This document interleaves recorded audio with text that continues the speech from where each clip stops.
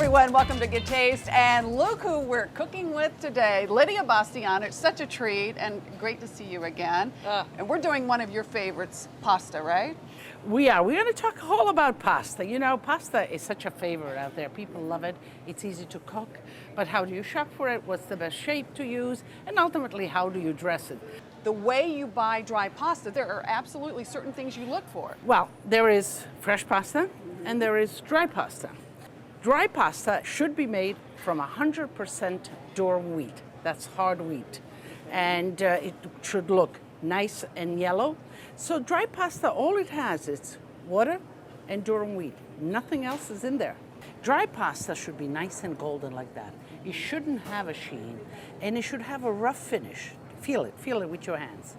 You feel that rough finish? Absolutely. Okay, that is in the dies, how the pasta is actually cut and passed through the dies. That means that the dies are soft. You know, traditionally it was on wood, so rough pasta is what you want. And why do you want that?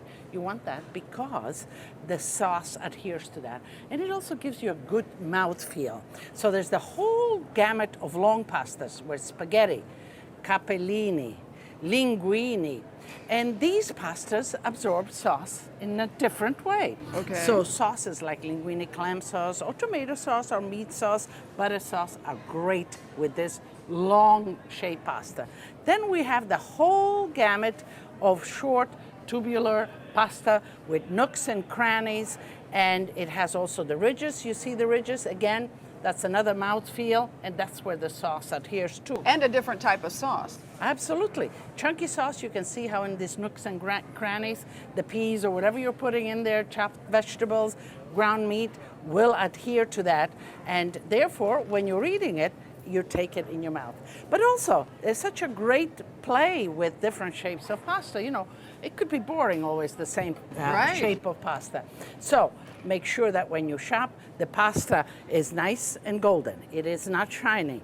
It is not floury, you know, or broken. You look through the little, because the boxes should have a see-through kind of, and you look through, you see it nice. It's not floury, because if it's floury, it begins to break down already, and you don't want that. Look that it's 100% durum wheat semolina. That's nice, hard durum wheat semolina that gives you that great bite into pasta. And then ultimately choose the cuts that you like and diversify it. Do not oversauce the pasta. So this is a nice tomato and basil sauce. To a base like this, you can add vegetables or proteins, or could be shrimps, could be chicken. Now, I will put the pasta to cook. Okay. And there is a special way of cooking pasta also, and that is abundant water, boiling water, salt, and you know, I'm used to this, so I know exactly how salty. Well, it depends on what your health needs are, but it should be fairly salty, because once you cook the pasta, if the water is not salted, then the salt, you cannot enter the salt into the Later. pasta. It's got to be done early on. For this, I've chosen capellini, and they're a great pasta because it cooks quickly.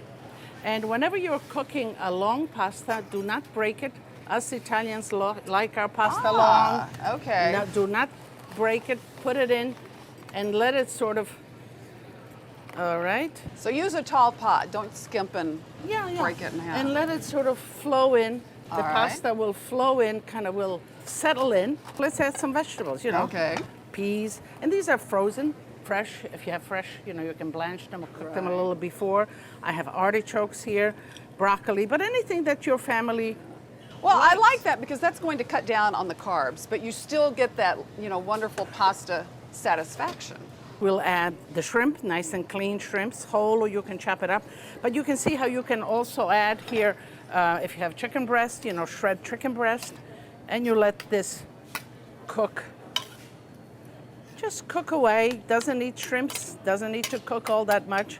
When you're cooking pasta, there's always a lot of debate about what should the right, correct texture of the pasta be?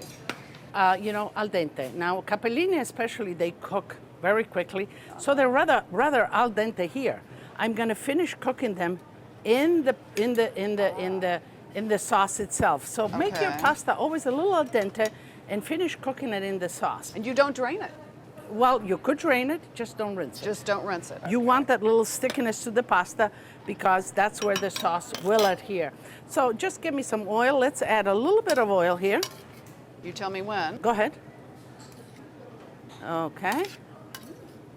And I'm looking at this, you know, the capellini. You see how the capellini are still a little bit of kind of hard? Right. You want them because you want that because you want to be in control. You want to have it nice al dente. What I need here is a little bit of liquid here to cook this.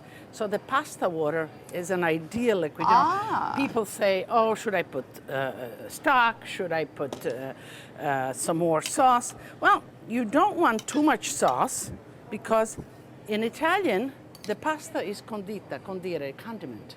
Okay. It's not smothered. So just enough sauce to kind of cook and coat the pasta. Would you like to add a little bit of basil here? Absolutely. Fresh herbs always. Let's shred it in. You can put herbs initially in the sauce, so you get it all out in the sauce. Right. But then you finish with the same herb at the end. But a little bit of grating cheese. All It's great when you grate cheese the last. At the very end? Yeah, because you get all the maximum of flavor. And you see, and you just... Your cheese of choice? Grana Padano, I love Grana Padano, very milky. And I think this is fine. And now we'll plate it. And this is a balanced meal, certainly, you know, with the proteins, and you can increase and decrease that as much as you'd like. And of course, a nice little glass of wine. And we have just the wine right here. Well, Morellino di Scansano, that's a Tuscan wine. And a Morellino, you know, with tomatoes, red wine, but like a Chianti. So the varietal used in Morellino is Sangiovese. Sangiovese in Tuscany becomes Chianti. Sangiovese Grosso in Brunello becomes, in Montalcino becomes Brunello di Montalcino. In Sangiovese in Maremma becomes Morellino.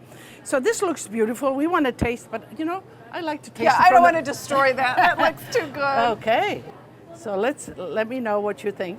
All right. Okay. No pressure here. Trying to eat pasta the right way with Lidia Bastianich. Yeah, and you see it's still nice al dente. Okay, get ready. It's not going to be pretty.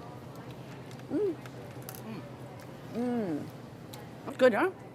Fabulous. And that was just your sauce. Yeah. And we added the veggies tomato and to it. basil as a base, a little bit of Morellino, la mozza, and a nice plate of this, and you know, the whole family will just come running to the table.